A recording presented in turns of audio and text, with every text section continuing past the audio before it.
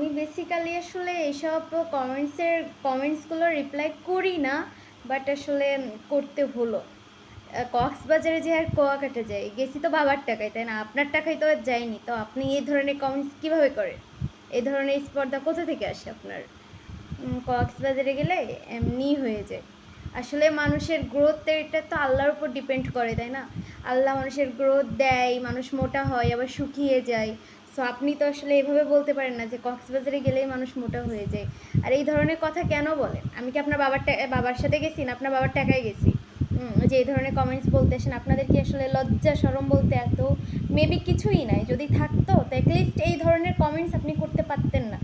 এটা অলমোস্ট অনেক দিন আগের একটা কমেন্টস, আমি ভেবেছিলাম রিপ্লাই দিব, বাট আমার রিপ্লাই দেওয়া হয় নাই, কারণ আমি আসলে চাইনি রিপ্লাই দিব। বাট আমার মনে হলো যে আসলে এইসব ধরনের কমেন্টসগুলোর আসলে রিপ্লাই দেওয়া উচিত। মানুষ শখ করেই তো ঘুরতে যায়, তো ঘুরতে গেলে কি মানুষ তার মানে কোনো ছেলের সাথে যায়? আপনি কোনো জায়গায় গেলে কি আমি বলবো যে আপনি একটা ছেলের সাথে, একটা মেয়ের সাথে গিয়েছেন? তো আপনাদের এই ধরনের চিন্তাভাবনা কেন ভাই? কেউ কোথাও ঘুরতে যেতেই পারে, তাই বলে যে সে ছেলের সাথে যাবে তার কি নিজের টাকা নাই? আপনার কি দেখে মনে হয় যে আমি এত ফকির যে আমার টাকা নাই ঘুরতে যাওয়ার মতো, যে আমি একটা ছেলেকে নিয়ে যাব অত দূরে? তো এটা ফ্যামিলিও কি বলে? তো এই ধরনের কথা আপনারা কেন বলেন? অবশ্যই আপনারা কমেন্টস করতেই পারেন, তাই বলে আসলে এই ধরনের কমেন্টসগুলো আমি খুব অপছন্দ করি। মানে করবেন না নেক্সট টাইম, হ্যাঁ? তো আপনাদের বাসায় হয়তো ঘরে মা বোন আছে, তো আপনারা কেন এই ধরনের কমেন্টস করবেন?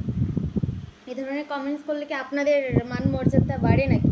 আমার মনে হয় না বাড়ে। তো এই ধরনের কমেন্টস তো আসলে করাই উচিত না কাউকে, সেটা আমাকে হোক বা অন্য কাউকে হোক। আপনারা কিছু কিছু পার্সন থাকেন, তারা তো শুধু মেয়েদের এই ধরনের কমেন্টস করতেই থাকেন।